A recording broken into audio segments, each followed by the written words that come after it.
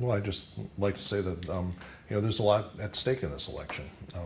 This is in large part a referendum on the health of the middle class in this country. The difference between a candidate that supports middle class tax cuts and one that supports tax cuts for the wealthy and increases for the middle class. There are significant differences. In fact, on social issues, I support the DREAM Act.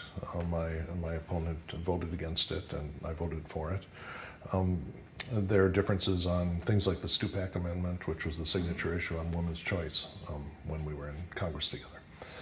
But the main issues are the economy. I'm a strong supporter of U.S. manufacturing. This is one of the issues that got me involved in politics in the first place.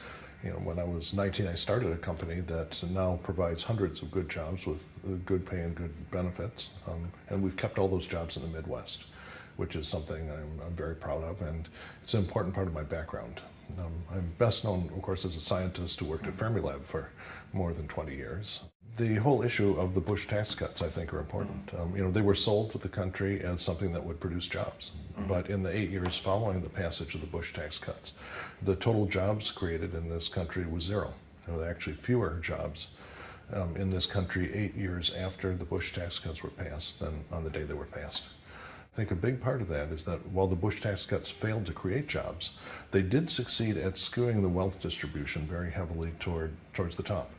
And one of the fundamental lessons of our economy and throughout the world in recent years is that economic growth is only healthy when the middle class is healthy. That the real job creators are customers, and customers come from the middle class.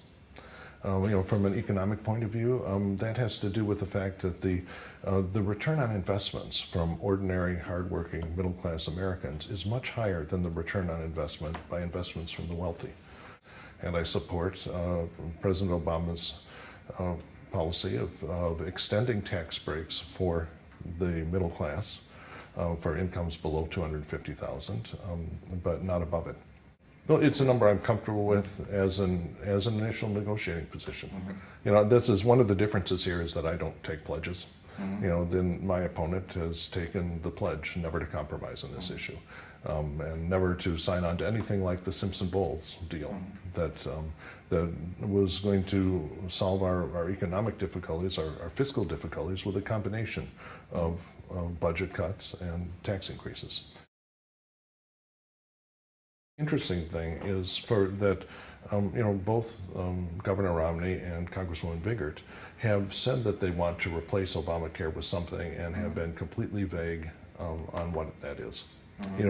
Typically they will list all of the things that they like about it that cost money and not specify what they're going to cut to pay for that.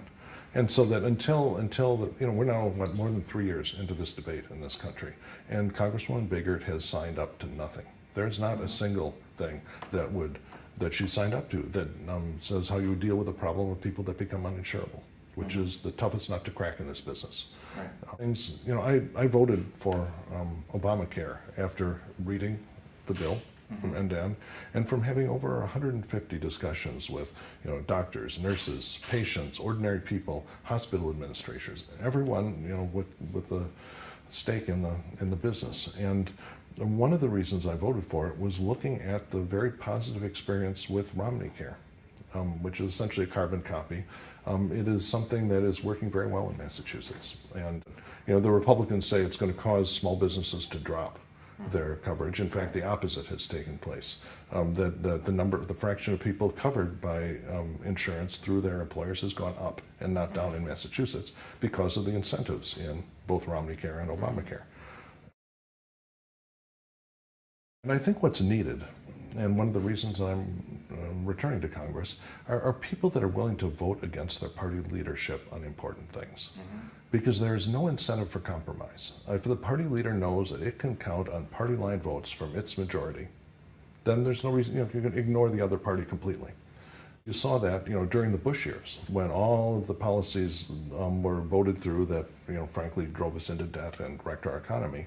These were all party line votes, with Congresswoman Biggert voting the party line on every single one of these. What you have to do is have members with the courage to stand up to their party leadership and say no when it's very important. The eventual goal here is comprehensive immigration reform.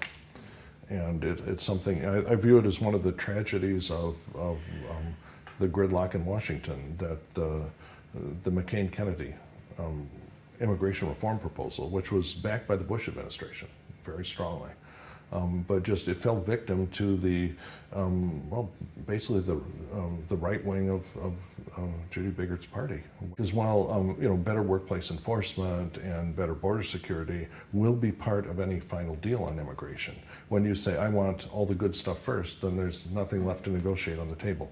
And so and so, like I say, it was one of the real tragedies of the last 10 years that didn't go forward.